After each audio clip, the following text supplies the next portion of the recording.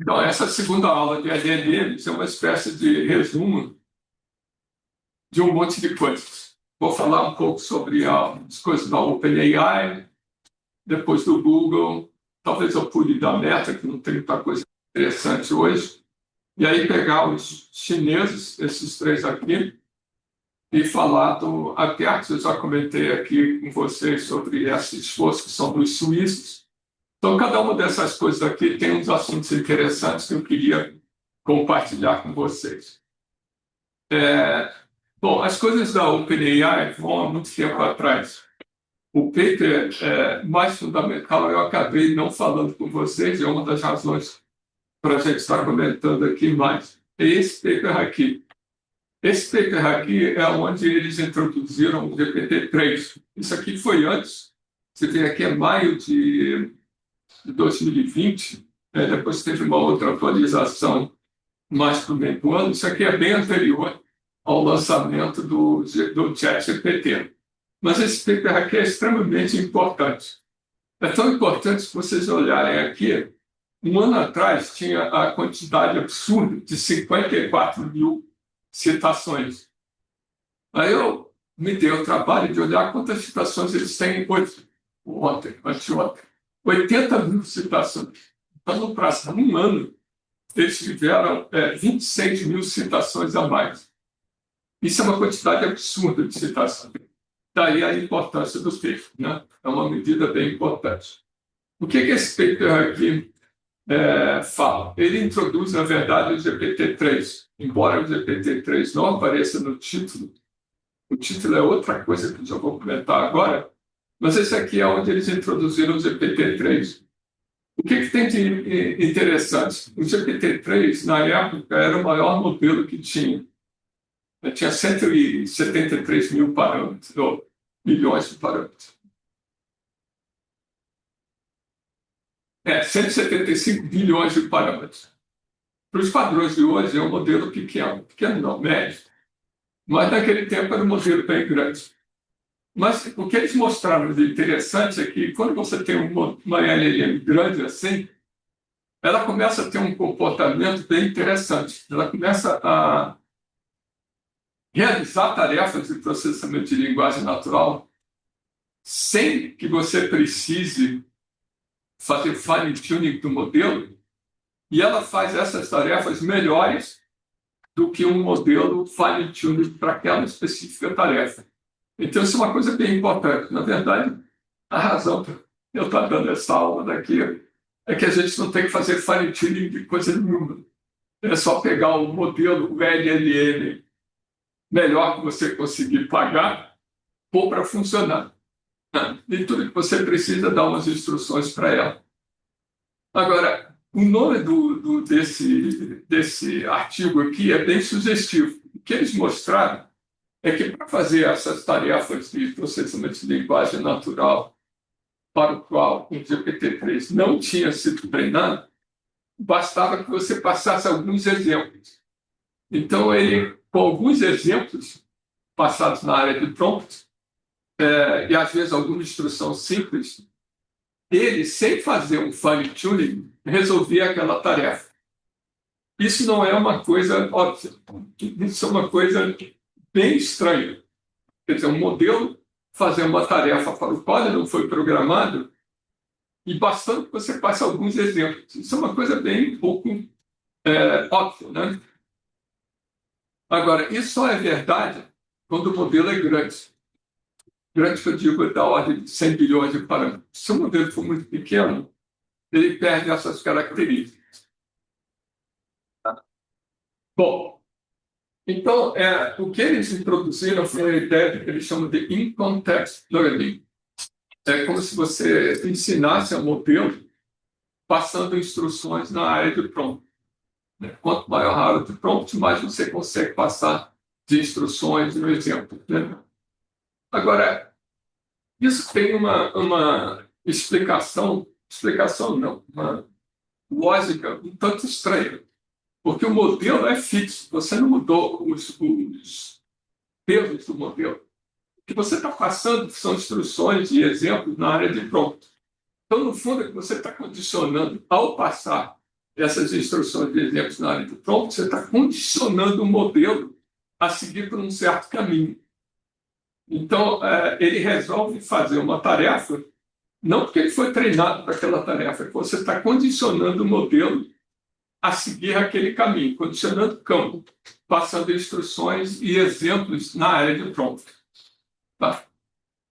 Bom, nota que um GPT-3 é um language model. Ele não tinha sido ainda treinado para seguir instruções. Ele é um modelo linguístico. Então, tudo que esse troço faz é um transformer, uma camada de transformers enorme, que a única coisa que ela faz é prever o próximo token. Não faz mais nada além disso. Mas, apesar desse comportamento extremamente simples do GPT-3, ele conseguia resolver essas tarefas. Tá? Então, o in-context learning sai dessa ideia de que você instrui ou passa coisas para o modelo sem mudar os pesos e ele passa a resolver outra tarefa. Isso não é nada óbvio. Você pode colocar esse slide no Drive? Oi? Pode colocar esse slide no Drive? Aí consegue abrir aqui. Aí eu consigo terminar. O que é? Esse slide. O que é? Você consegue colocar ele no Drive? Agora? Está no Drive. Não, peraí. Essa aqui não está no Drive, não. É que aí, se você colocar, eu consigo ler enquanto você... Eu vou colocar no Drive, porque eu acabei de fazer essa apresentação. Ah, tá. Não tem a mais para As apresentações são em tempo real. Eu termino 15 minutos depois, eu vou dar aula. Estou ansiosa. E aí eu termino a aula e mudo as apresentações de novo. Mas, enfim, ela vai parar no Drive já. Tá? Tá. Então, a primeira coisa importante nesse período, isso ele tem 80 mil referências, é essa ideia de que você pega um modelo, sem mudar o modelo, você passa alguma coisa na área de prompt e ele passa a resolver um problema para o qual ele não foi treinado. Tá? Eu simplesmente estou condicionando... Só na linguística. Só o quê? Só linguístico isso. Ele vai saber qual é o próximo, mas eu não entendi bem qual é a grande contribuição disso. Porque não tinha sido observado, ninguém tinha observado até aquele momento esse comportamento dos modelos grandes, mesmo porque não tinha um modelo tão grande. Se você pegar o T5 do Google, o T5 é bastante grande, mas ele não tinha esse comportamento. Esse comportamento passou a ser observado quando você pegou esses modelos de centenas de milhões de parâmetros. E toda a ideia da LLM passa por esse paper daqui. A ideia de que você faz o modelo ter um certo comportamento sem mudar os mesmos pesos, apenas condicionando o que o modelo vai produzir de saída, condicionando como? Dando instruções na entrada. E nessa altura, as instruções são, porque esse aqui não é o Instruct GPT, que daqui a pouco eu vou falar. Simplesmente colocando e o modelo, que é um modelo linguístico, começa a produzir tokens. Esse é o do GPT-3? Esse aqui é o GPT-3. O do GPT-2, que veio antes, não tinha essa coisa do few shot, que tem no título. Ele não era tão grande assim. Paper, se não me engano, LLMs modelos de linguagem são agentes não supervisionados multitarefa. Ele não tinha essa coisa que você podia passar um exemplo, um prompt, que ele fazia igual depois. Esse é o GPT-3. Esse é o 3, Então, vamos lá. Então, quer dizer, na verdade, eu falando pela 30ª vez a mesma coisa, o que a gente está dizendo é o seguinte: você tem essa bolinha azul aqui, é um modelo grandão. E você tem uma área de trabalho desse modelo. Aí você passa nessa área de trabalho coisas para o modelo. O que você está fazendo? Condicionando o modelo a seguir ou a produzir aquilo que você quer. Né? E ele produz a saída sem mudar os pesos, só com essa informação adicional aqui. Isso não é óbvio. Quando você pega o ChatGPT a primeira vez na vida, você começa a usar quando você usa o Google. Você dá perguntas e ele te responde, né? Daqui a pouco você consegue passar mais coisas para o ChatGPT e ele te responder outras coisas sem você mudar nada. Né? Bom, esse indivíduo aqui, de 175 milhões de parâmetros, tinha umas janelas de contexto bem pequenas. A gente está falando de uma janela de contexto de 2K. Essa área de trabalho aqui, do GPT-3 tinha 2K. Hoje em dia você tem modelos com 2 mega, não é nenhum absurdo. que é modelo com meio mega, é o lugar comum, né? O que eles fizeram nesse paper foi testar essa ideia que eu acabei de falar para vários exemplos diferentes de problema e observar o comportamento. Mas eu quando fala que ele é autorregressivo, o que isso quer dizer? Auto-regressive language model. Autorregressivo nesse contexto, quer dizer o quê? Não, isso aqui, lembra daqueles transformers que eu falei? Que tem Sim. um mecanismo de atenção, uma camada de redes completamente conexas, depois isso gerava o estado, pegava na saída o inverso disso. O mecanismo de atenção olhava o estado e Ah, tá. Então eu usei então, o meio é só a para metade da entender. direita, é só o decoder. O GPT-3, ou toda a família de GPT-3, aliás, todos os que tem hoje, eles são só a saída. Aham. Não tem aquele codificador de entrada. Tá? O encoder, enfim. Bom, então, o que eles provaram é isso. Agora, se vocês olharem esse gráfico, as coisas ficam muito mais claras. Isso aqui é o gráfico do comportamento para um particular problema. Não importa nem qual é o problema. Eles testaram vários problemas desses. E o que eles mostraram é o seguinte: se você passar nenhum exemplo e só disser o que ele tem que fazer, ele acertaria, digamos assim, um pouco menos de metade das vezes desse problema daqui. Tá? Se vocês passarem 10 exemplos aqui, ele já começa a acertar mais de 60% das vezes, 65% mais ou menos. Como é que esse comportamento aqui melhorou? Como é que essa curva daqui melhorou? Simplesmente passando exemplos na área de prompt e o modelo segue aqueles exemplos para produzir a saída que você está esperando.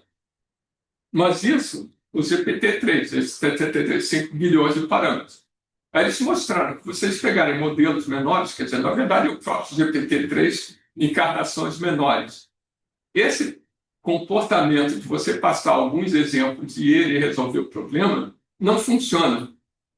Só funciona porque ele tem um monte de parâmetros. Para um décimo desses parâmetros, mais ou menos 13 bilhões de parâmetros, isso aqui já, o efeito de passar o exemplo já não é muito grande.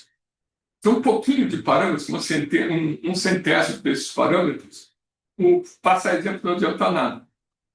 Isso já aconteceu comigo uma vez testando gerar SQL, exatamente o paper da gente era mostrando que se o modelo passasse de 80 bilhões de parâmetros, ele começava a entender os exemplos que a gente estava passando.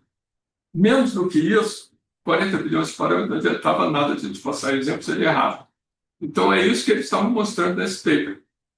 Uma coisa muito grande passa a conseguir pegar exemplos e resolver o problema que você quer. E eles testaram isso para vários problemas diferentes. Então, é como se um modelo aprendesse com os exemplos.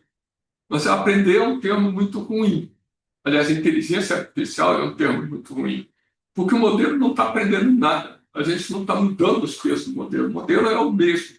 A gente só está passando mais contexto para aquele negócio enorme produzir os tokens de saída do jeito que a gente quer.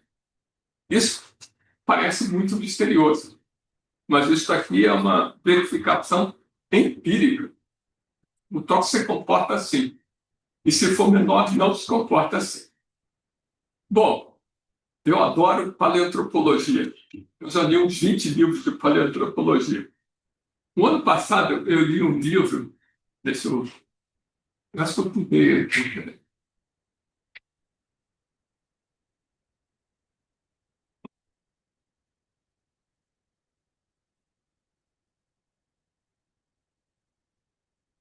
Tá aqui. Desculpe, gente, espera aí. Deixa eu começar de novo. Está numa outra apresentação.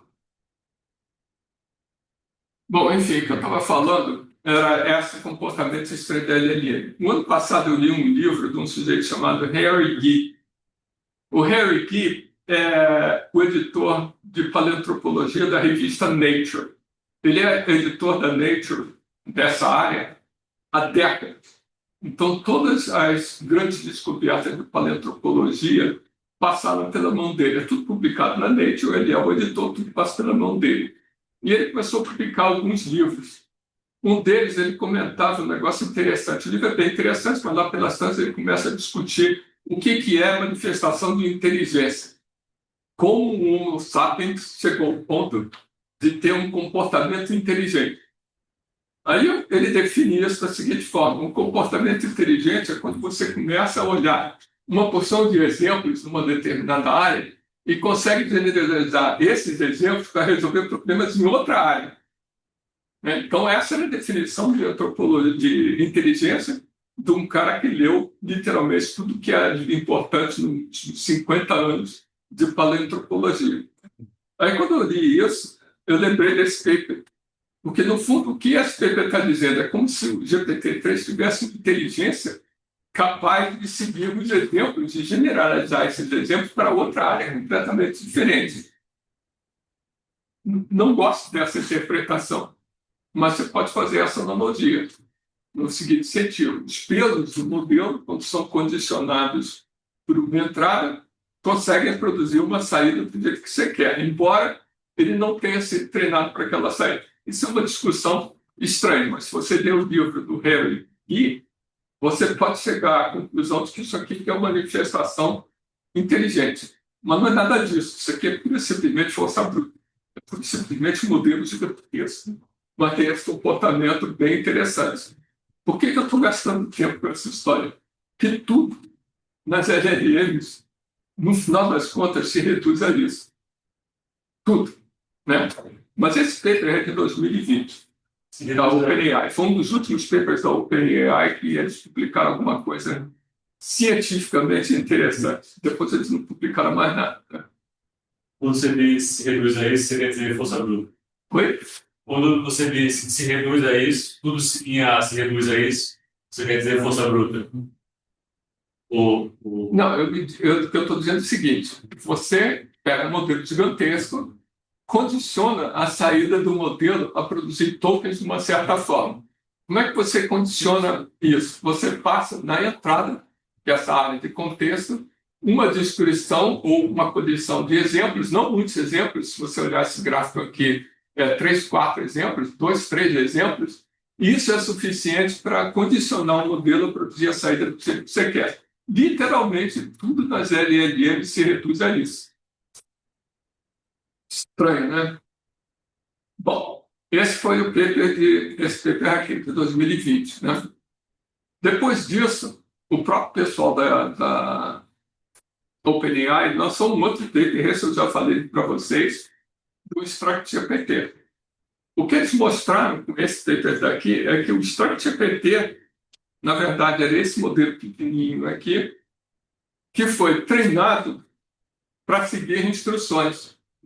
O GPT-3 não foi treinado para seguir instruções, ele foi treinado linguisticamente para produzir o próximo token.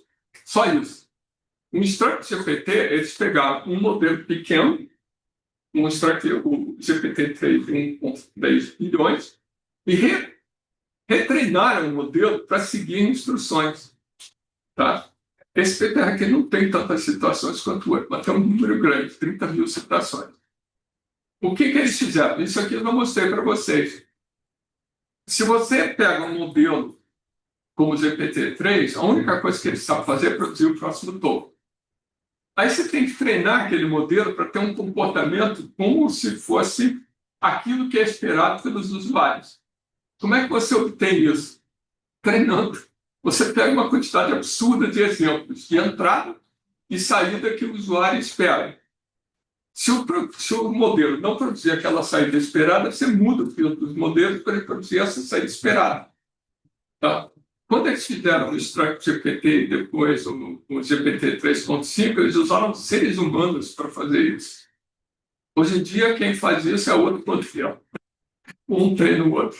Mas, enfim, naquele tempo não era isso. Naquele tempo tinham seres humanos. Então, essa primeira parte, por isso a ideia do supervisionado é você começar a pegar exemplos de entrada e alguém demonstrar isso aqui é uma saída esperada. Eu gostei dessa saída, ou escreve a saída, modifica, e aí pega essa saída esperada, compara com a saída do modelo. Se não é aquilo esperado, usa o modelo. É fácil de falar, mas não é tão fácil de fazer. Tá? Mas eles não fizeram só isso. Eles fizeram essa outra coisa que é o Reinforcement Learning, que eu já falei para vocês, é uma ideia diferente. O Reinforcement Learning tem duas etapas. A primeira etapa, você treina um modelo de recompensas. Esse troço daqui não é o GPT-3, não é o StarkGPT. Esse aqui é outro modelo, que é um modelo que vai gerar recompensas. Então, o que esse cara daqui tem que dizer? Eu tenho aqui uma entrada, tenho aqui possíveis saídas para essa entrada. Aí um ser humano vai lá e diz, o D é uma resposta melhor para isso do que o C, do que o A, e o A é igual. Então, aqui, um ser humano ordena as possíveis saídas em ordem de prioridade. E essa ordenação é usada para treinar um modelo de recompensa. Aí, você faz o Reinforcement Learning. Você pega a entrada, faz o modelo produzir uma saída. Se a saída for a melhor possível, legal. Se o modelo produzir alguma dessas saídas daqui, você muda o peso dos modelos para produzir a saída esperada. Os dados para você modelar, isso eu vou falar várias vezes, os dados para você criar um modelo inicial são da ordem de terabytes de tokens. Os dados para você fazer esse supervised fine tuning é uma ordem de grandeza menos, porque já é difícil você conseguir isso daqui. E os dados para você fazer o reinforcement learning é uma ordem de grandeza menos do supervised fine tuning. Então, à medida que eu saio da esquerda para a direita aqui, o volume de dados que você consegue gerar para treinar o modelo diminui drasticamente. É muito difícil produzir esses dados. Mas, então, a grande coisa desse StarkGPT foi dizer o seguinte, não basta ter um modelo linguístico grande. A gente tem que fazer um modelo linguístico grande e entender o que a gente quer. Isso é um certo choque quando você começa a usar o ChatGPT. Pelo menos quando eu usei a primeira vez em 2022, quando ele foi lançado, mas como esse cara está entendendo que eu quero traduzir de português para inglês? Por quê? Como ele entende isso que eu estou pedindo? Bom, ele entende porque ele foi treinado para isso. Simplesmente. Nada nessa área daqui acontece que não tenha sido injetado no treinamento daquele modelo. Né? Então, a grande sacada do StarkGPT foi criar essa sequência de treinamento para, no final, o modelo seguir as instruções do usuário. Daí o nome de StarkGPT. É um modelo que foi treinado para seguir aquilo que o usuário quer que ele faça. Tá? Bom, isso aqui eu já falei, não posso pular, né? Bom, aí, tempos depois, isso aqui é 2022, né? Tempos depois, apareceram os outros modelos da OpenAI, é interessante, que eles mudaram o nome, eles colocaram esse nome de A1, A3, A4, por aí afora. É o que eles chamam de Reasoning Models. A ideia aqui é bem diferente do que eu estou falando. A ideia aqui é o seguinte, você dá uma entrada e não força o modelo não produzir uma saída imediatamente. Força o modelo como se fosse repensar a entrada. A entrada diz um monte de coisa para quebrar aquela entrada em pedaços e aí respondendo e refinando a resposta aos poucos. Como é que eles conseguiram fazer isso? Simplesmente mudando a entrada. Você dava uma entrada, eles iam lá e colocavam uns tokenzinhos a mais, que são esses aqui da linha aqui. Então, esses tokenzinhos a mais forçavam o modelo a repensar a resposta antes de dar a resposta para o usuário. E você pode fazer isso em vários estágios. Então, você dá uma entrada, eles vão lá, colocam uns tokenzinhos a mais que fazem o modelo a repensar. Repensar significa pegar a saída, pegar a entrada original, pegar os tokens aqui a mais, e isso ser entrado para um outro passo do modelo. Tá? Aí o modelo faz a mesma coisa. E você pode ficar nesse espaço quanto tempo quiser. Bom, qual é o problema disso? Isso normalmente melhora muito a qualidade da resposta. Só que você vai gastar área de entrada, área de contexto, com esses tokens cinzazinhos. Então, esse método aqui é como se o usuário estivesse pagando para o modelo ter um comportamento de risco. O que é verdade, gasta mais token. E chega um ponto que você estoura a área de tokens. Então, chega um ponto onde você vai truncar a saída porque não tem mais espaço. Então, a ideia é muito interessante, mas ela tem um custo. O modelo leva mais tempo para responder, a resposta é mais precisa, mas custa mais caro e ele gasta mais topo, né? Mas isso aqui, esse O1, O2, esse O1, O3, O4, eles eram bem melhores, bem interessantes esses modelos, né? Aí teve uma outra ideia Esses tokens cinzas de reasoning, quem coloca automaticamente. automaticamente. O O3 tem um mecanismo anterior de injetar esses tokens, tem uma carga usada junto da velha, não sei o que, ele injeta esses tokens automaticamente na entrada e controla essa sequência de passos até estourar a área de troca. Na verdade, você pode governar o modelo para dizer qual é o esforço, quantas vezes ele vai fazer esse loop de reasoning. Tá? Então, mas isso aqui era feito, o modelo não muda, o que muda é a maneira como você está usando o modelo.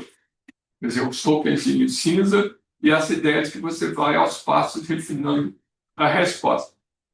Esse era o A3. Depois teve uma outra coisa. Isso aqui vocês podem usar, né? Vocês olham lá no ChatGPT, tem um troço de deep reasoning, coisa assim. Isso aqui é muito interessante. Ele começa a procurar na web respostas para qualquer pergunta e fica lá. A única vez que eu usei isso nos últimos tempos, ele ficou lá meia hora pensando. Pensando, ele produziu uma resposta muito boa com aquilo que ele descobriu na web, e aí ele montou um gráfico. Na verdade, não era o gráfico, era o programa do Matplotlib que gerava o gráfico. Foi um negócio super legal. Mas a ideia deles era pegar um modelo e usar aquele modelo para ir procurar coisas na web, pegar o que foi encontrado na web e produzir uma resposta mais bem fundamentada e, eventualmente, produzir gráficos por aí afora. Então, isso aqui é um negócio bem interessante, porque é um uso do A3 diferente. Bom, aí, um ano atrás, apareceram essa família do GPT-5. A família do GPT-5 é muito melhor, esses modelos, do que a família anterior. Eu tive um caso de escrever paper no final do ano passado, usando o 4O, que era o melhor modelo da OpenAI. Aí o paper vai e volta, não sei o quê. 6 meses depois, o cara me pede uma opção de modificação do paper. Quando a gente foi olhar, nós tínhamos que rodar todos os experimentos de novo usando o GPT 5.6. O que aconteceu? Ficou muito, muito, muito melhor. Não porque o paper mudou, simplesmente a gente está usando o GPT 5.6 e não o 4A. O 4A é muito pior do que essa família daqui. Tá? A gente usou o GPT 5.6 Solve, que saiu há menos de um mês atrás. O resultado foi muitíssimo melhor do que existia no final do ano passado. Infelizmente, é isso que a gente vive. Né? Mas tem umas coisas interessantes aqui na família do 5. Uma delas é que eles juntaram muita coisa que estava espalhada em lugares diferentes no mesmo modelo. Por exemplo, geração de código. O que significa isso? Não que eles juntaram. O GPT-5 é resultado de retreinar um modelo básico usando código naquela fase de treinamento. Tá? E vai por aí afora. Tá? O contexto longo também aumentou e tal. E começaram a se preocupar com problemas de cybersecurity. Então, isso que a gente está vendo agora estourando, naquele tempo já era uma preocupação. Então, o GPT-5 é uma família nova de modelos, especificamente treinado também para codificação, mas com essas preocupações de cybersecurity. Enfim. E aí, o último que tem de um mês atrás, esse que eu estava falando, o GPT 5.6 tem 3 versões, esse que é Lua, Terra e Sol. Tá? E aí, uma das coisas que chama atenção é a preocupação com segurança de novo.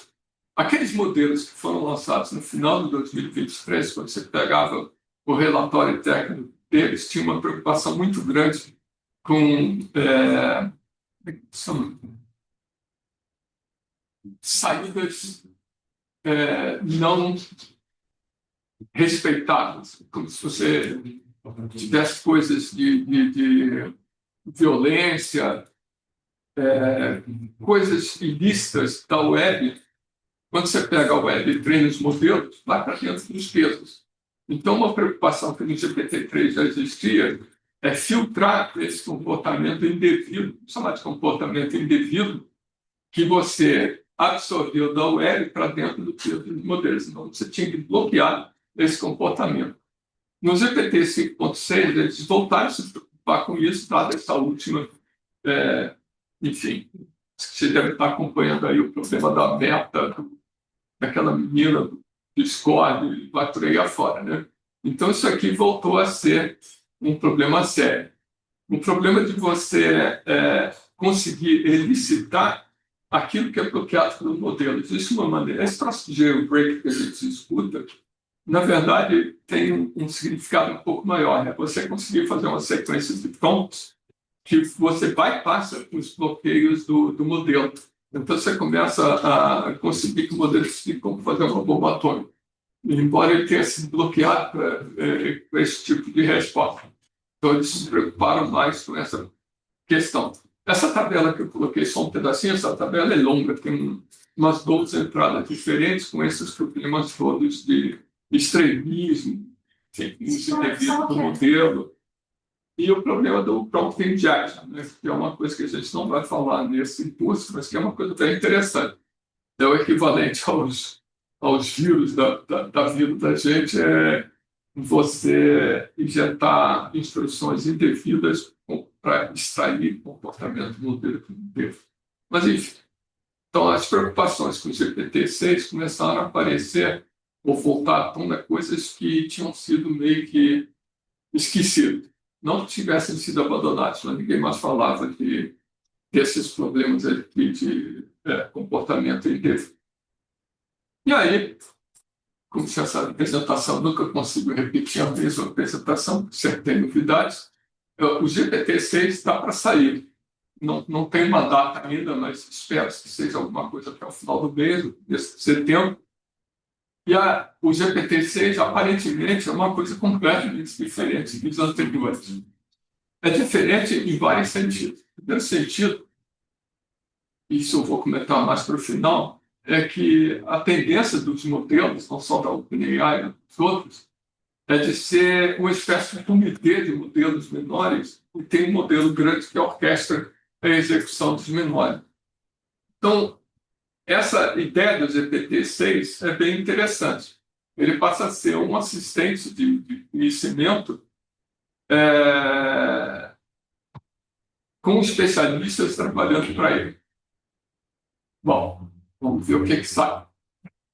Agora, o que eles têm ventilado, e isso não é certo ainda, é um tamanho do modelo muito maior do que existe atualmente.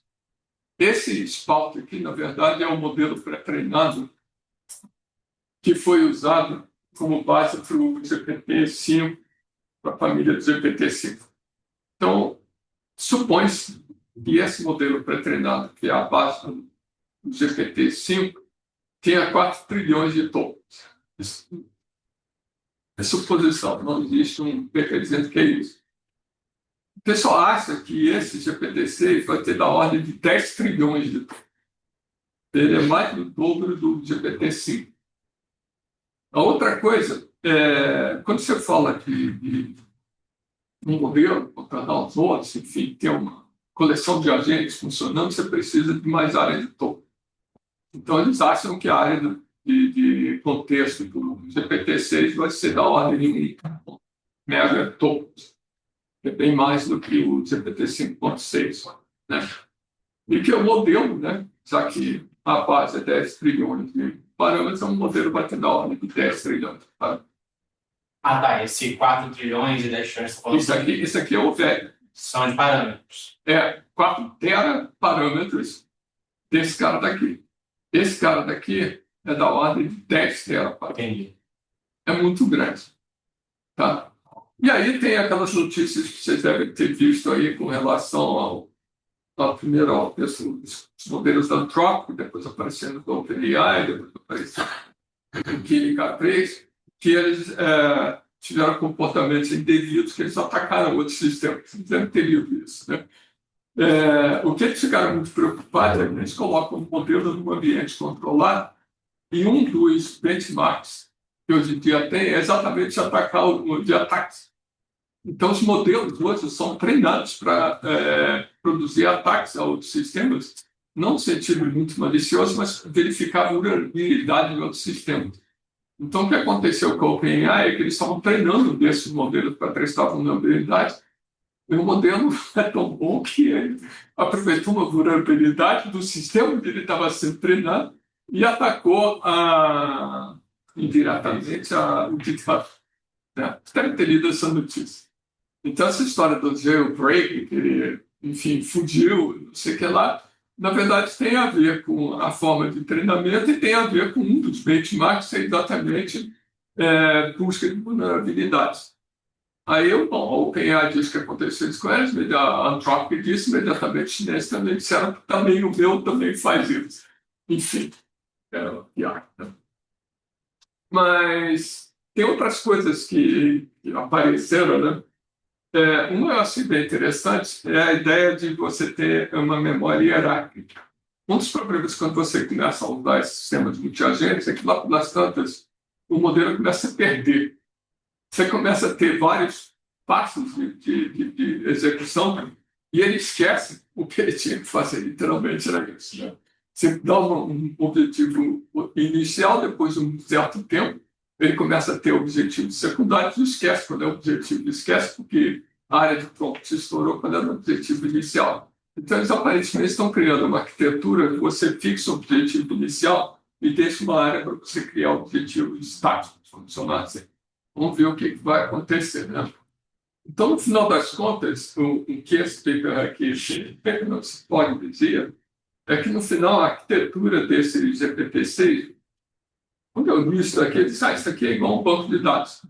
Uma federação de bancos de dados, você tem um mediador que olha a pergunta do usuário e quebra aquela pergunta do usuário para vários bancos de dados da federação e depois junta a resposta. O que o sujeito escreveu é exatamente a mesma coisa, como se você tivesse um grande modelo que vai olhar para o que o usuário quer, quebrar em pedaços os submodelos, vamos chamar assim, e depois juntar a resposta de novo para dar para o usuário. Vamos ver o que tem. Olha só, não tem mais artigo de ninguém publicando como fez. Né? Ninguém, virou segredo industrial. Né? Isso é uma das razões que eu estou falando dessas coisas aqui. É exatamente isso. Vamos pensar em termos de futuro. Tá? Ninguém publica nada. E como é que a gente chega? Vai ser uma pesquisa de caixa preta, né? Mais ou menos. Isso é verdade para os americanos. OpenAI, Anthropic, Google, eles não publicam mais nada. Aliás, desde 2023 eles não publicam nada. A Meta ainda publicava com a família do Delman. Os relatórios técnicos do Delman são razoavelmente detalhados, mas isso acabou, acho que há 2 anos atrás. Os chineses da DeepSeek, do Qwen, do Alibaba e já um shot, eu acho. Eles publicam os relatórios técnicos. Tem muito detalhe nesses relatórios técnicos chineses, daqui a pouco eu vou comentar. Então, a gente ainda sabe alguma coisa, mas eles não publicam o código que eles usaram para treinar os modelos e não publicam os dados que eles usaram para treinar o modelo. Então, o peso é domínio público. Você pode baixar os pesos, mas só. O Apertos, que é o último que eu vou falar aqui, eles publicaram tudo. Você tem tudo do acesso. A pesquisa está ficando prejudicada, né? Para nós, fora. Há muito tempo. Isso aqui passou. Eu falei disso na aula passada. Esse troço está começando a parecer igual energia nuclear era há 60 anos atrás, década de 50, coisa assim. Passou a ser um problema geopolítico. onde você começa a ser um problema geopolítico, o governo se mete e bloqueia toda a informação. Os chineses, o que eu vi, né, é que os chineses abrem os modelos porque o negócio deles é o hardware, não é o modelo. Então, o modelo é simplesmente uma maneira de gastar o hardware. É uma maneira de pensar, não sei se é verdade. Mas deixa eu contar. Fala. Aquela questão do que os chineses estão desfilando os modelos americanos. Quem fala isso é parte da geopolítica. Porque todos esses modelos, eu vou falar isso daqui, aliás, já falei, né? Quando você começa a gerar os dados para fazer treinamento, você usa outros modelos para gerar esses dados. E no caso do GLM, que é um desses modelos chineses, eles dizem explicitamente no relatório técnico que eles usaram o modelo da Anthropic para gerar os modelos de treinamento do Reinforcement Learning para código, coisa assim. Então, eles não estão roubando os pelos. Eles estão usando os outros modelos para gerar dados de treinamento para esses modelos, mas todo mundo faz isso. Essa é a palhaçada do governo americano. Todo mundo faz isso, a começar pelos próprios, né? Só que eles não dizem. Mas os americanos não. Eles não dizem que fazem, mas fazem. Mas eles não desenvolveram nada para impedir isso, né? Já não tem como. Você é usuário, estou pagando lá para usar o modelo deles. Qual é o problema? Não teve uma época que eles tinham bloqueado o acesso? Oi? Eles tinham bloqueado o acesso dos chineses, né? O acesso do API. Eu acho que eles estavam tentando botar uma camada para impedir vários. É bem essa ideia de tentar impedir a destilação, né? Impedir várias pontas, que eu acho que essa é uma metodologia, eu não sei se é. Mas isso vai ser besteira. Mas não dá certo. A coisa vai tentar. É bem devagar, né? Sim, VPN. Quando o GPT, o ChatGPT foi lançado, ou seja, o GPT 3.5 foi lançado, o pessoal de Stanford e um outro povo, que não lembro exatamente quem, criaram o Alpaca. O pessoal de Stanford criou o Alpaca e esse outro povo criou o GPT for All, GPT-4 All. Como é que eles criaram o Alpaca e o GPT for All? O que eles precisavam? Do Supervised Fine-Tuning. Como é que eles criaram pergunta e resposta, pergunta e resposta? Eles usaram o ChatGPT. Então, o Alpaca é um fine-tuning do Llama que existia na época, Llama bem pequenininho. Eles fizeram fine-tuning do Llama usando os dados gerados pelo ChatGPT. E o GPT-4All faz a mesma coisa. Então, o que a gente está vendo hoje é simplesmente a mesma ideia, só que numa escala muito maior. Se você pega os relatórios técnicos, eu vou falar daqui a pouco. Legal. Então, tem mais uma coisa do GPT-6 que eu queria comentar com vocês. Isso sim é uma coisa espantosa. Isso aqui é o GPT-6 ainda dentro da OpenAI, tá? Então, a gente não sabe se esse é o GPT-6 final ou alguma versão dele, né? Tempos atrás, foi 80 anos atrás, um sujeito chamado Hermes, que depois eu vou contar a história dele, colocou uma conjectura. Imagina que você tenha N pontos no plano. Quantos pares de pontos, N é o número de pares de pontos, você consegue produzir, mexendo um pouco, tais que esses pares de pontos estejam a uma unidade de distância. Então, por exemplo, se você pegar um quadrado, são 4 pontos. Esses 4 pontos aqui têm 4 pares a uma unidade de distância entre eles. Se você pegar 5 pontos, 5 aqui, você já tem 6 pares. Se você pegar 6 pontos, você tem 8 pares. Tá? Então, o problema do Hermes era dar N pontos no plano, quantos pares de pontos com distância 1 entre eles você consegue arrumar no plano. Tá? Aqui eu coloquei num grid, que é o mais fácil de entender, mas pode ser qualquer. Então, o que o Hertz colocou era uma conjectura, né? Existe uma constante positiva, né? Tal que o número de pontos, para um N suficientemente grande, nota que aqui é 4, 5, 6, é um número bem pequeno. Para um N suficientemente grande, o número de pontos de pares no plano, ela é limitada por n elevado a 1 mais um pentelésimo, mas um valor bem pequenininho. Tá? Essa era a conjectura, menor ou igual. Essa era a conjectura do Erdős há 80 anos atrás. Isso foi em 1946. Essa foi em 1950, na década de 50, o Erdős ofereceu $300 para quem resolvesse essa conjectura. Acho que em 1980, na década de 80, ele passou a oferecer $500 para quem resolvesse essa conjectura. Ninguém nunca tinha resolvido isso. O ChatGPT, o GPT-6, resolveu. Na verdade, essa conjectura do Erdős é falsa. Ou seja, existe um número positivo, delta, tal que para infinitos n's, grandes n's, o número de pares de pontos, desses n pontos aqui, é maior ou igual a n elevado ao mais delta. Então, ele desprova a conjectura de 80 anos atrás. Quando o pessoal da OpenAI falou isso para um matemático, esse cara telefonou para um amigo dele, no final da tarde, da noite, um amigo dele entendeu o contrário. Entendeu que o GPT-6 tinha provado a conjectura do Erdős e ele ficou espantado.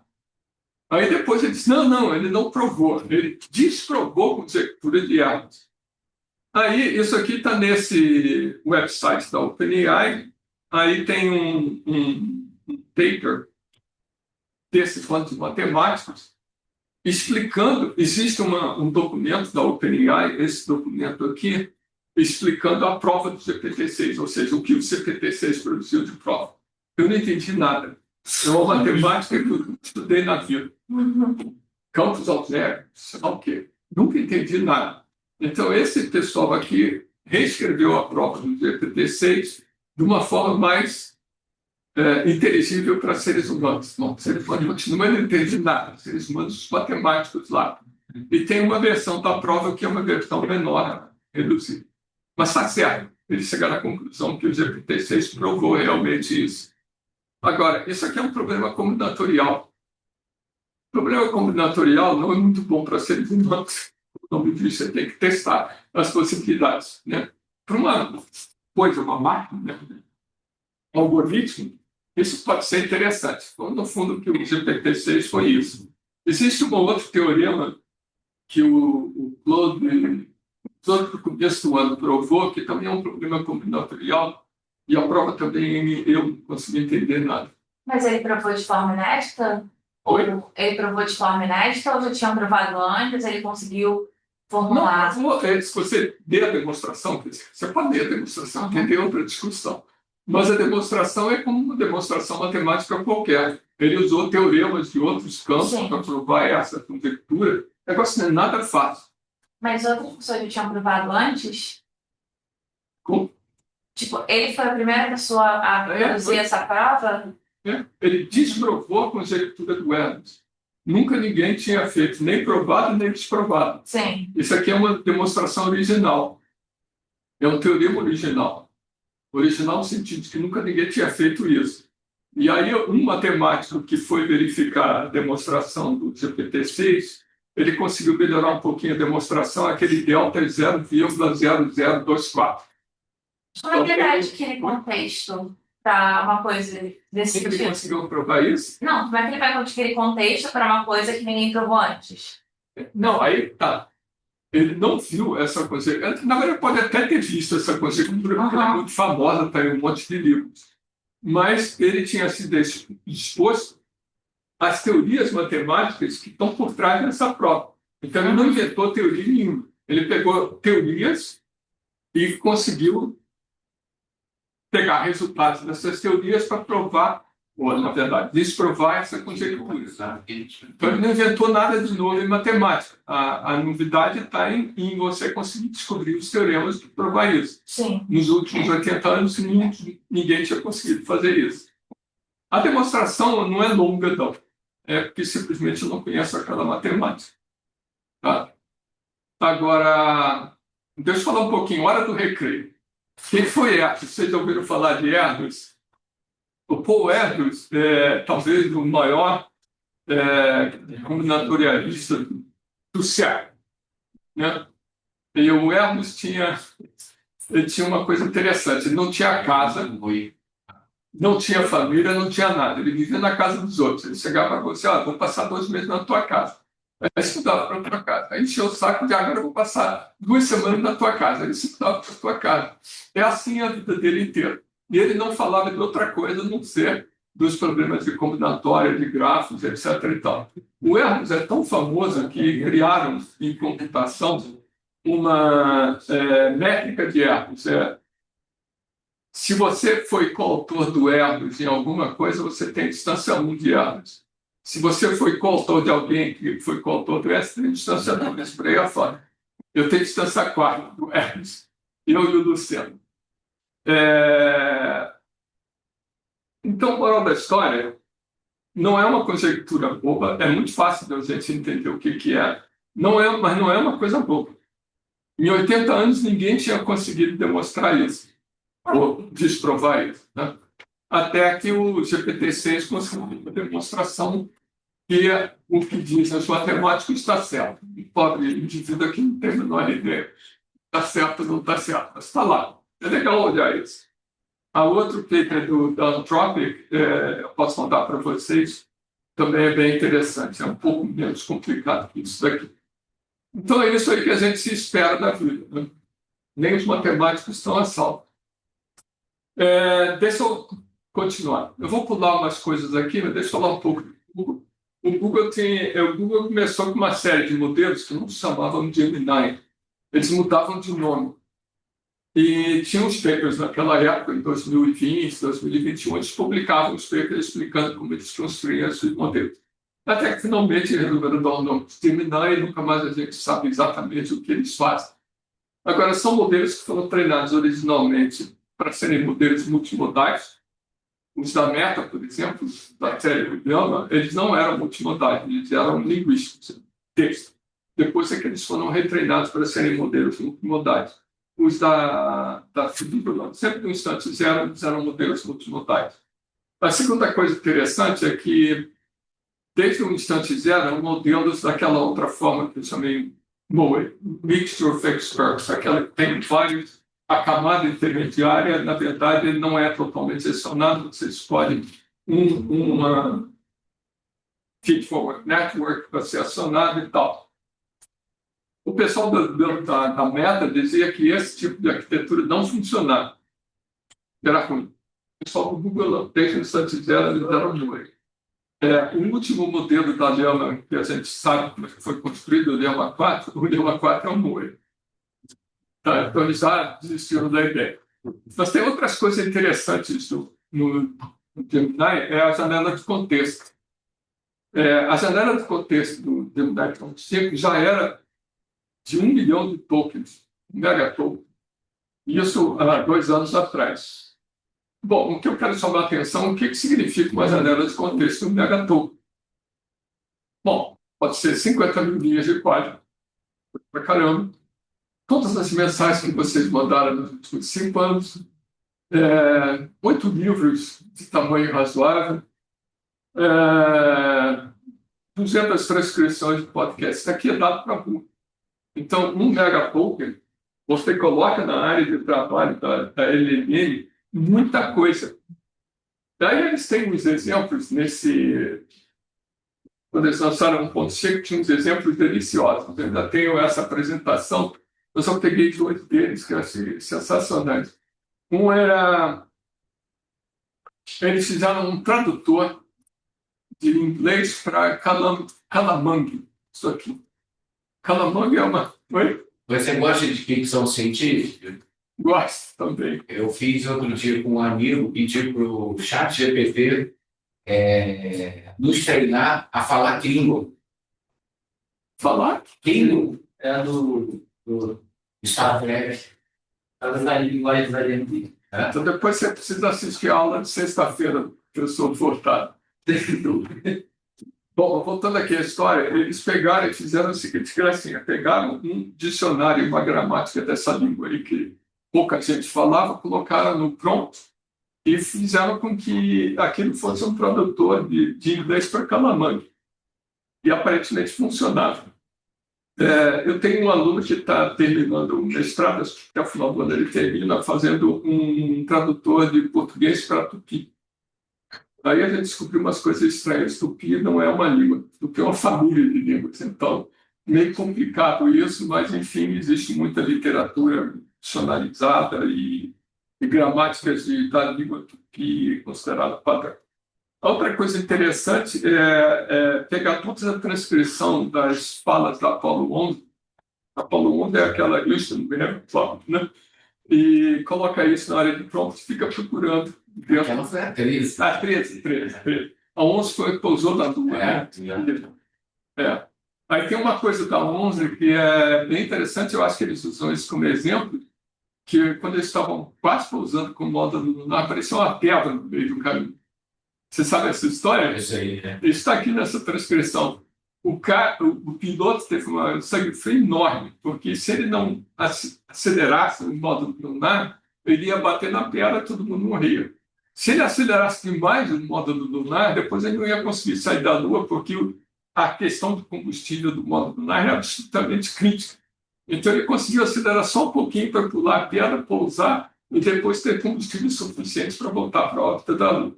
Isso está nessa transcrição da Apolo 11. Mas, enfim, ou seja, é muito importante a gente ter uma área de prompt enorme. Tem um outro exemplo do ponto 5 que também é sensacional. Eles pegam um trecho do vídeo, filme, né? Com subamostrado e tal. É uma história de detetive. Eles colocam um vídeo lá na área de prompt. Aí fazem a seguinte pergunta.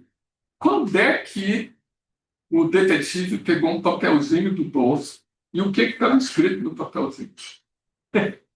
Aí o Gemini responde, olha, no frame tal assim, aparece o detetive tirando o papelzinho do bolso. E no papelzinho estava escrito aí o endereço de uma casa de penhor. Como eles conseguiram fazer isso? Processando o vídeo, frame a frame, fazendo o OCR do que aparecia. Primeiro detectar que o cara tirou o papel do bolso, depois fazendo o OCR do papelzinho. Isso tudo na área de prompt. Então, tem uma área de prompt grande, o que o Google estava chamando a atenção com essa demonstração do GPT 5.5, que é muito importante, você consegue fazer coisas muito interessantes. A outra coisa é o que a gente vê hoje no Google, né? Que você, na verdade, tem uma barreira entre os websites e a resposta do usuário, a barreira de IA. Então, você hoje tem aquele AI Summary, né? Sei lá como é que eles chamam, aquele coisa inicial, que, na verdade, eles pegam a pergunta que você faz, olham, primeiro, se estiver dentro do modelo, eles já respondem. Se o modelo não conseguir responder com uma certa grau de confiança, eles vão na web, pegam as páginas e aí produzem a resposta a partir do que eles trouxeram da web.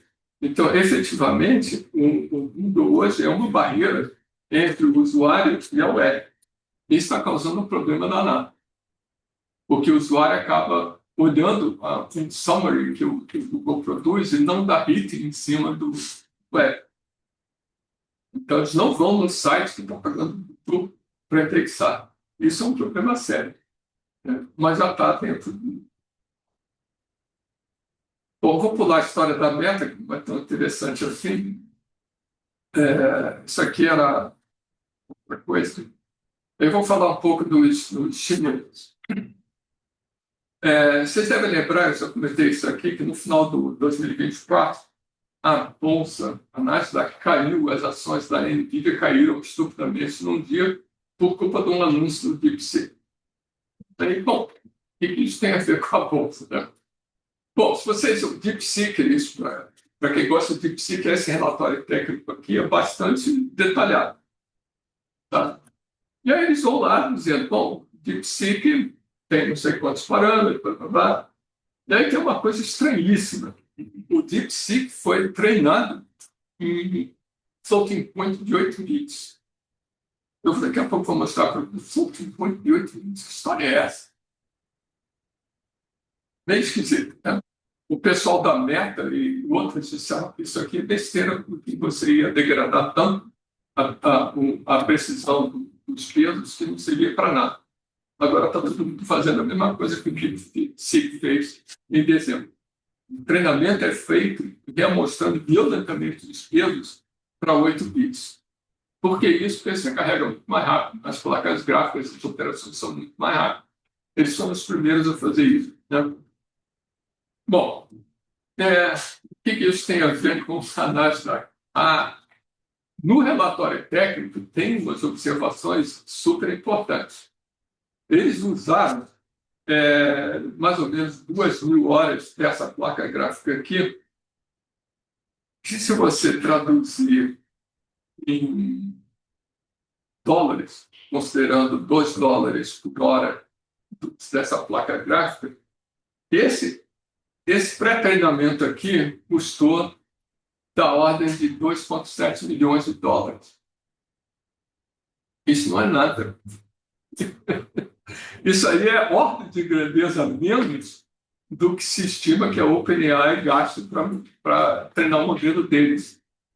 Então, o problema é que eles fizeram um algoritmo, eles fizeram um modelo grande que tem uma performance muito boa por uma fração do preço que as companhias americanas gastam para criar um modelo deles.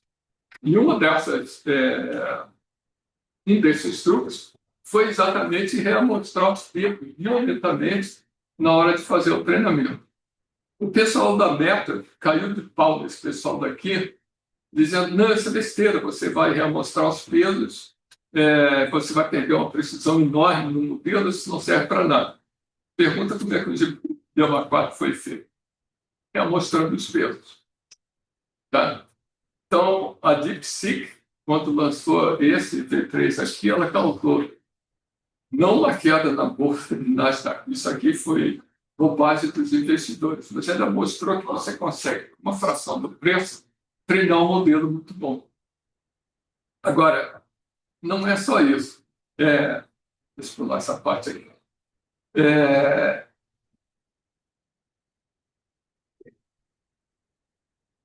Deixa eu ficar por aqui para eu não gastar mais tempo com eles. Mas depois, se vocês quiserem, vocês leiam isso daqui.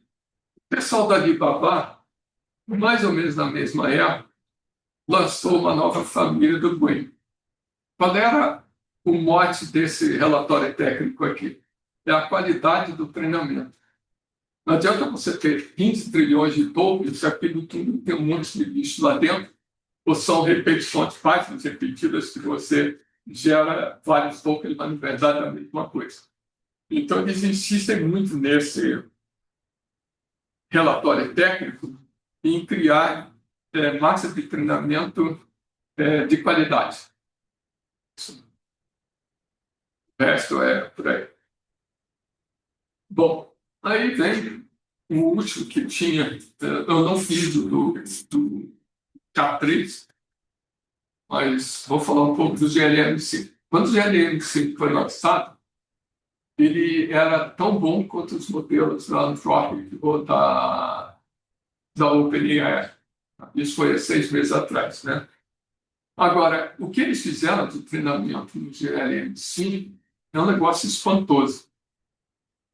Bom, primeira coisa, quando vocês podem baixar os preços do GLM5.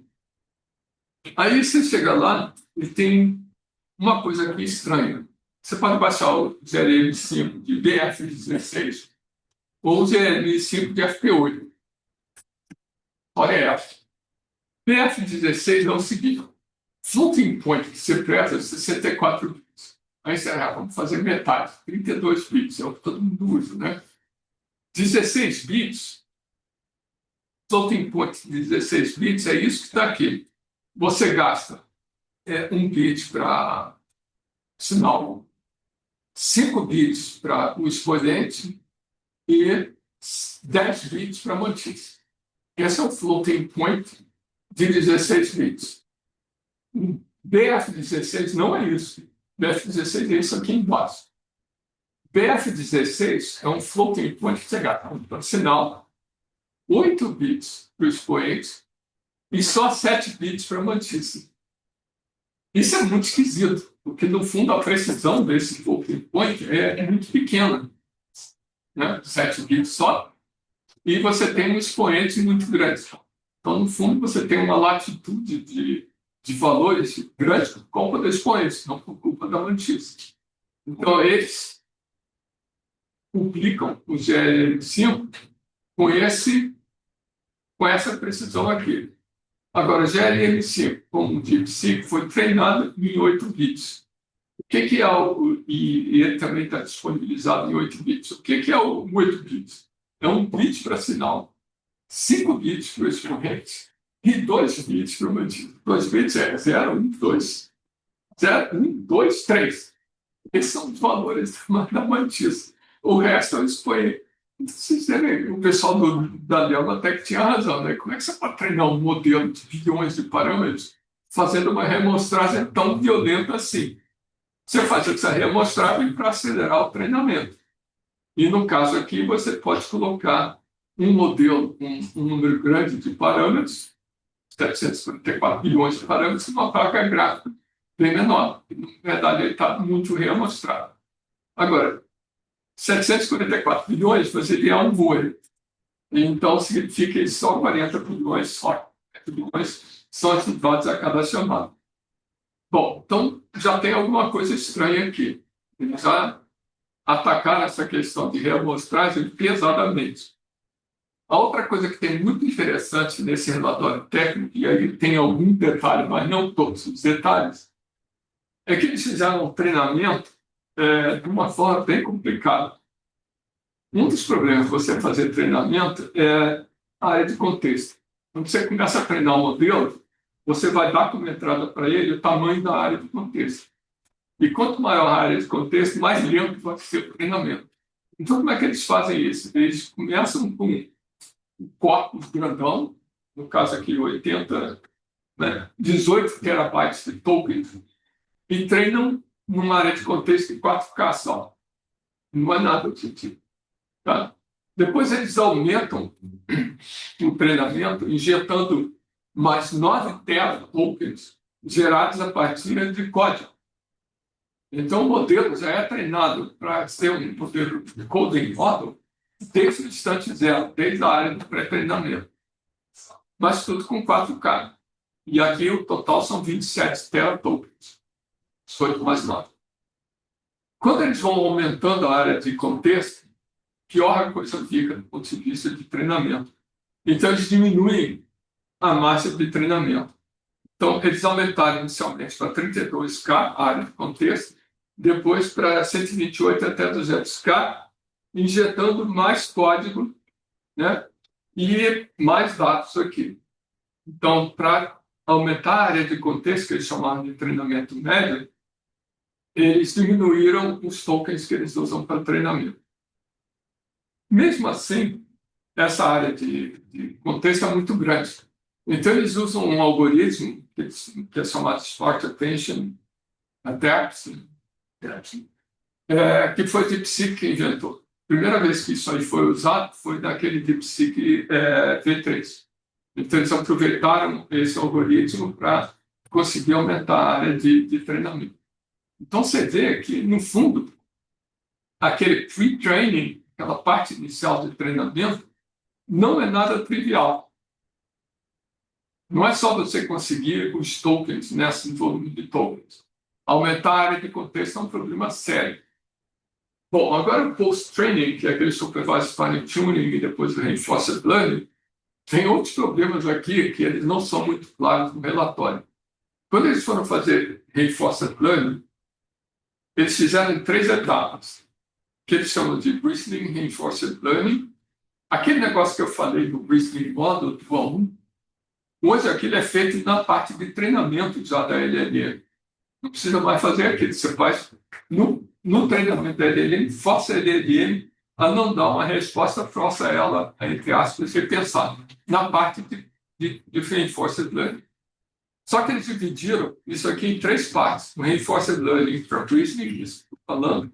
O Reinforced Learning para dados de multiagentes, de onde eles pegam isso. Tem lá uma descrição toda de onde eles arrumaram tanto dado para fazer Reinforced Learning de multiagentes. E coisas gerais em Reinforced Learning. Só que aqui tem um problema, e essa coisa cinza aqui não é muito bem explicada lá no relatório técnico, aliás, não é nada explicado no relatório técnico, É quando você começa a fazer reinforcement learning para uma coisa, você estraga a outra. Né? Então, você pode começar a fazer reinforcement learning para Prism e estragar o que vocês fizeram no supervised fine tuning. Então, essa coisa cinza daqui é uma maneira de você tentar recuperar o que você tinha conseguido com o treinamento inicial. Essa é a intuição. Agora, como é o algoritmo, francamente, não é muito claro. Aliás, não é nada claro. Né? Então, essa figurinha aí resume a confusão que é fazer o treinamento do GLM5. E os modelos que existem hoje são mais ou menos essa confusão que está aqui. Não é nada fácil. Então, o cara diz, fiz o crawling da web, tenho aqui 5 terabytes de tokens para fazer o treinamento da minha e-mail. Vocês podem sentar e rir. Primeiro, não é nada.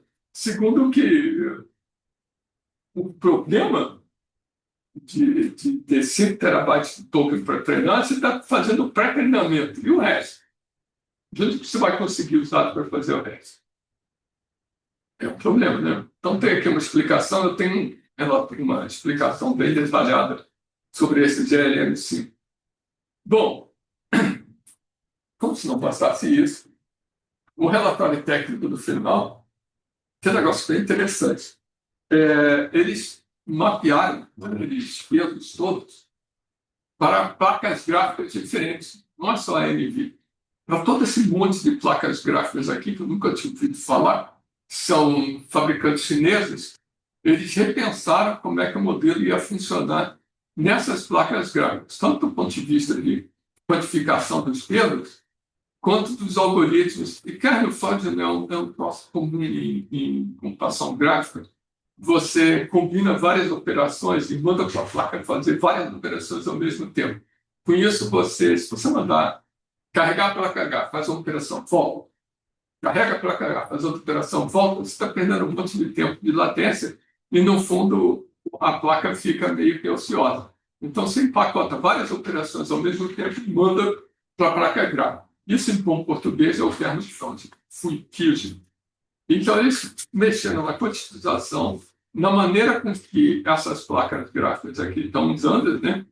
E mais ainda, eles otimizaram esses troços daqui, são motores de referência.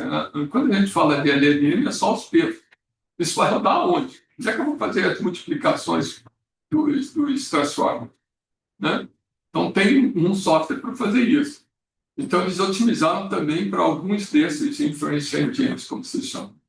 Então, no final, além de fazer uma conclusão do treinamento, igual lá que eu falei, eles mapearam a tecnologia deles para hardware diferentes e otimizaram para esse dado. Cara, isso não é pouca coisa. Isso é espantoso. O trabalho por trás de fazer isso é espantoso. Tá? Bom, agora deixa eu falar do Apertos. Apertos é aberto não é aberto em italiano, aberto em... Está vendo? Aberto? Apertos é aberto em latim. Né? Então, o Apertos, eu estou colocando aqui por algumas razões diferentes. Primeiro, isso aqui é um projeto da Suíça. Né? Agora, quando eles falam de o aberto ser aberto, significa que eles estão dando de presente para todo mundo os pesos do aberto, os dados que foram usados para treinar o aberto e os algoritmos que foram usados para criar o aberto. Então, se você quiser, você pode reproduzir tudo o que eles fizeram. Você tem os pesos, os algoritmos e, mais importante, os dados que foram usados para treinamento. Bom, outra coisa que tem aqui, eu já comentei, né, que espantosamente o Apertos foi treinado para 1.800 línguas europeias, onde se fala 1.800 línguas da Europa.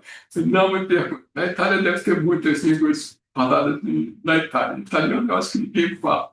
Você diga de onde? Where are you from? In Italy? Turin. Hã? Torino. Torino? That's okay. Em Veneza eles falam alguma coisa parecida com o italiano, né? Mas não é italiano. Enfim, na Sicília eu não entendo nada do que eles falam lá. O resto, mais ou menos, dá para entender. Mas, enfim, para fazer esse sujeito aqui de 70 bilhões, eles usaram 6 milhões de horas de GPU de uma máquina que eles têm lá na Suíça, no Swiss Center National Computer Center, que tem 1.500 placas dedicadas. Então, são 6 milhões de horas usando essa máquina com 1.500 placas de GPU. Então, se vocês tiverem um computador com essa carinha daqui, vocês podem reproduzir o aperto. Uma pequena indústria elétrica. Oi? Uma pequena indústria elétrica também na tua casa, do lado. Como assim? Quantas luzes disso aí? Não, vocês podem para mim, vão comer fondue ou raclette, qualquer coisa assim. O Apertus, que foi lançado há 1 ano atrás, francamente, ele é muito ruim. Eu tentei usar o Apertus para fazer as coisas que eu costumo fazer, nada funcionou. Uma das coisas que nada funciona é porque ele tem uma área de prompt muito pequena. Tá? Então, isso aqui é um problema. Bom, porque essa área de prompt muito pequena, vocês acabaram de ver que fazer uma área de prompt maior é um abacaxi de todo tamanho. Bom, aí tem umas coisas aqui interessantes que eles abandonaram aquela ideia de fazer o amostragem por bits, diz que isso não funcionava. Aí eles têm lá uns gráficos do relatório técnico mostrando que eles tentaram, né? Mostrando que se eles reamostrarem, a qualidade fica muito baixa. Enfim, não é o que os japoneses e os chineses dizem, né? Agora, tem uma outra coisa bem importante aqui, é que na hora de treinar o modelo, eles fizeram uma filtragem dos tokens que eles estão usando do ponto de vista não só de qualidade, mas de toxicidade. Esse é o termo que eu estava tentando me lembrar. Toxicidade é aquela história de terrorismo e por aí afora, né? Mas eles não fizeram isso para todas as línguas. Eles fizeram para 9 línguas, o português é uma delas. Então, na hora de treinar, eles fizeram uma filtragem da qualidade nesse sentido também, inclusive para português, né? E aí eles vão explicando como é que eles usaram para treinar o modelo. Na verdade, eles usaram outros modelos para treinar o Apertus, para gerar a massa de dados aperta, até aí não tem novidade, né? A parte de reinforcement learning, eles criaram uma quantidade, eles pegaram dados inicialmente com uma quantidade razoável de pergunta-resposta, mas além disso, eles tiveram pergunta-resposta inadequada. Eles fizeram as duas coisas. 380 mil pares de coisas decentes e 70 mil pares de coisas controversas ou indecentes. E eles usaram a lei suíça para classificar esses pares aqui entre decente e não decente. Então, se tiver alguma coisa sobre, vamos chamar de perseguição contra uma minoria, filtrar, porque a lei suíça proíbe. Então, isso aqui foi uma massagem não trivial dos dados. Então, eles vendem o Apertus como sendo um sistema que é livre de comportamento indesejável. Tá? Bom, aí é claro que anteontem eu fui ver para que estava o Apertus. É claro que tem o Apertus novo. O Apertus novo é de 2 semanas atrás. O Apertus 1.5 tem mais treinamento para imagem. Eles dizem que estão treinando para voz, mas não está disponível ainda. Ele vai ser um reasoning model, aquele troço que eu já falei, né? E aumentaram as janelas de contexto, finalmente, né? 264K de janela de contexto dá para fazer alguma coisa. Então, para mim, a parte mais importante é essa daqui, né? E melhoraram o treinamento de instruction form. Então, a mensagem do Apertus é legal a gente fazer um modelo que seja livre de respostas inadequadas e por aí afora, mas eles estão muito, muito longe dos modelos de fronteira. Vocês olharem aquele gráfico que eu apresentei na primeira aula, o Apertus nem aparece ali, nem sei onde é que o Apertus está. Tem que trabalhar muito mais para produzir um modelo perto do que os chineses conseguem fazer. Né? Bom, como é que a gente pode resumir essa confusão toda que eu falei? Se a gente quiser fazer alguma coisa nessa área, coisa que eu desaconselho fortemente, você vai ter que arrumar qualquer coisa como 15 trilhões de tokens. Não são 15 trilhões de páginas na web, mas são 15 trilhões, um monte de páginas na web que se traduzem em 15 trilhões de tokens. É mais ou menos 3 vezes o número de tokens para cada. Então, quer dizer, um modelo de 1 trilhão de pesos, ele deve ter sido treinado em mais ou menos 10 tera tokens. Mais ou menos essa ordem de grandeza. Então, se vocês quiserem fazer um modelo decente, tem que ter muito dado. Uma pergunta. Nós aqui vamos fazer a nossa hipermínima small LLM. Minha pergunta é, se eu pegar um livro do Machado de Assis, usar e desenvolver uma tecnologia, né, que seja uma grande LLM, mas só um livro do Machado de Assis. E essa LLM responder, entender tudo do conteúdo deste livro apenas, basta generalizar o conteúdo, ou seja, leia os dados da internet? Não. Bom, primeiro que provavelmente esse livro do Machado de Assis, seja lá qual for, já deve estar codificado no peso de qualquer uma dessas Mas LLM. eu quero fazer. A gente aqui decidiu fazer a nossa. Dane-se as outras. Vamos fazer a nossa LLM. Fazer do zero.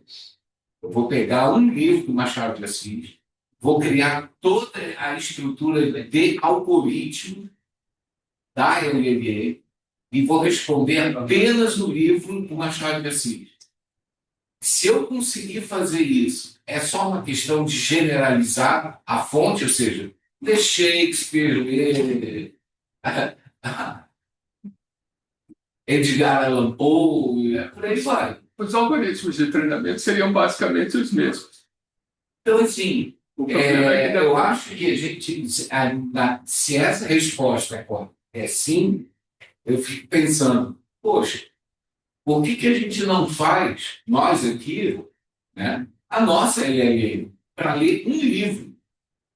faz para Tupi.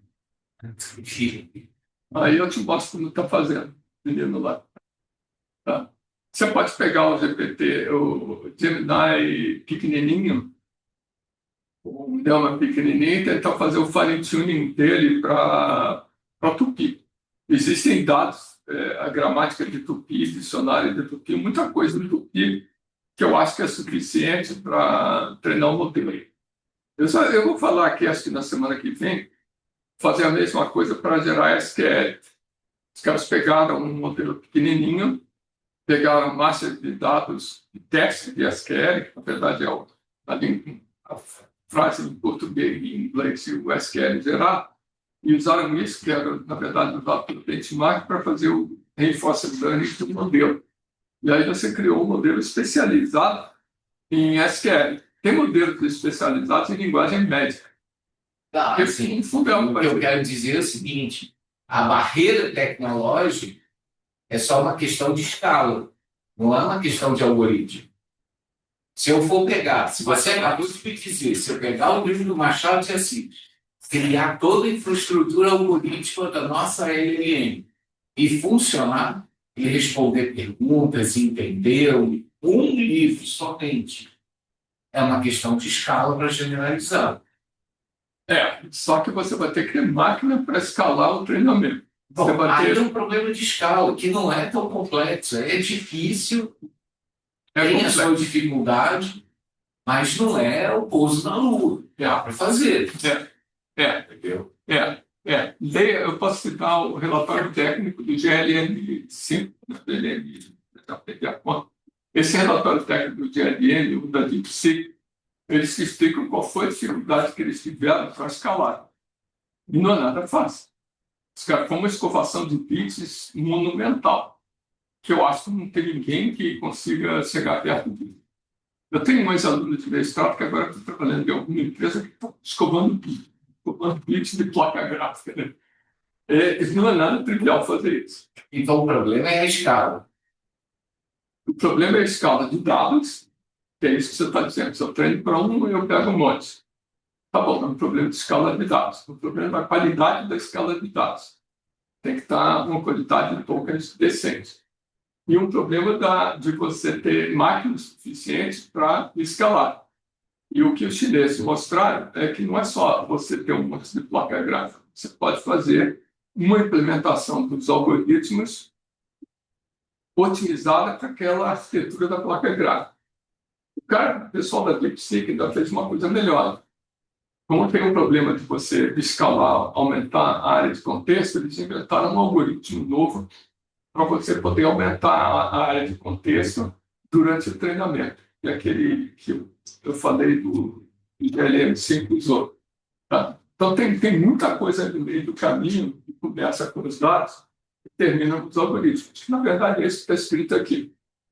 Aqui estou chamando a atenção de que você precisa de uma quantidade enorme de dados para capturar o conhecimento linguístico, que é a história do Machado de Assis. Mas você precisa de uma quantidade de dados não trivial para fazer o supervised fine-tuning, começar a alinhar um modelo para seguir instruções. Então, você tem que ter os pares pergunta-resposta para poder treinar um modelo aí. Você pode usar outros modelos para fazer isso. Foi o que o Alberto fez. E quando chegar no Reinforcement Learning, é pior ainda. Então, você, se não tiver essas duas últimas partes, que é o alinhamento do modelo linguístico com o que o usuário quer, você vai ter um belo modelo linguístico. Um GPT-3 de 3 anos atrás, 4 anos atrás. O que a gente tem hoje não é isso. Tem muito mais do que isso. Então, você tem que caprichar bastante nesse Reinforcement Learning. É um pouco a mensagem do GLM5. E aí, de novo, você vai ter que ter os dados para fazer isso, blá, blá, blá. Ganhar fora.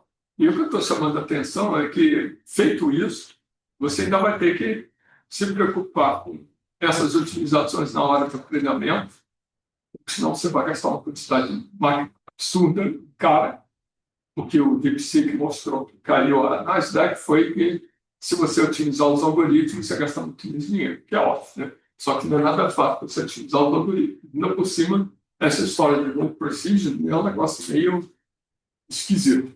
Para dizer né? Como é que eu vou trabalhar com floating point de 8 bits? Que história é essa? Não faz muito sentido. E a história de long context, que é fundamental para a gente ter esses modelos trabalhando com qual. Você precisa aumentar o contexto muito. E quando você aumenta o contexto, acaba acontecendo uma coisa óbvia, né? É o que eles chamam de agulha no palheiro. Você aumenta o contexto muito, as pontas, o que está na ponta do contexto, o modelo consegue se entender. O que está no meio do contexto, ele se perde. Ele perde a agulha no meio do palheiro. Então, tem testes para verificar o quanto você consegue aumentar o contexto e conseguir achar a agulha. Somente. Tá? Então, esses mecanismos de espaço attention significa que você pega o contexto e não olha todos os tokens que estão no contexto, olha alguns tokens no contexto e usa esses tokens para fazer a inferência do próprio. Agora, isso também é uma coisa meio mandrake. Existem algoritmos para isso, um monte de algoritmos para isso. Bom, aí o seu livro de Machado de Assis ficou obsoleto, porque o que a gente quer mesmo é criar um modelo que tem essa cara que o GPT-5 que eu falei quando eu falei do GPT-5. Não é um modelo que a gente está pensando, não, eles estão pensando em fazer, é um modelo que é um coordenador de vários modelos, então você tem, na verdade, um sistema multiagente, uns modelos funcionando mais ou menos independentemente para fazer o que eles têm que fazer, e alguém coordenando essa bagunça. Essa provavelmente é a arquitetura do GPT-5. Vamos ver o que vai aparecer, né? E no meio do caminho ainda tem esse problema aqui, bastante sério. Se você não treinar um modelo para ele dar respostas seguras entre várias dimensões, ele não vai dar respostas seguras, ele vai produzir respostas sem nenhum critério de correção ou não. E você só vai conseguir esse nível de segurança se você embutir esses mecanismos dentro do treinamento do modelo. Então, é mais uma preocupação, não é a qualidade da resposta, mas a qualidade nesse outro aspecto de ser uma coisa não ofensiva, em vários sentidos, o que não é nada trivial. No GPT-3, o relatório do GPT 3.5, eles falam disso. Eles contrataram quenianos para treinar o modelo. Vocês já leram essa história? Ah, eu não ouvi essa história, mas É verdade. Tem lá no relatório técnico do GPT 3.5, eles pagaram, sei lá, quantos miseráveis centavos de dólar para o queniano ficar lá olhando pelo terrestre, lá dentro, sem não, das coisas mais absurdas possíveis. Isso não dá para fazer hoje em dia, né? Tem que ter um mecanismo menos ser humano da vida para filtrar esses pares indevidos. Então, criar um modelo, Machado de Assis, modelo Machado de Assis, você tem esses problemas daqui, que a gente está chamando a atenção com esse último slide, né? E esses são os problemas dos modelos que existiam até ano passado. Vamos chamar de o que está sendo construído esse ano não é dessa natureza, é outra coisa. Aí vamos ver o que essa outra coisa vai sair. Até o final desse semestre, a gente descobre, a gente nunca consegue, nessa um semestre, terminar com alguma coisa estável, né? Daqui a pouco chega o GPT-3, eu vou falar últimas notícias da aula, aí fala do GPT-C. Paciência, é isso mesmo. Bom, eu queria falar tem um disparate. Desculpa.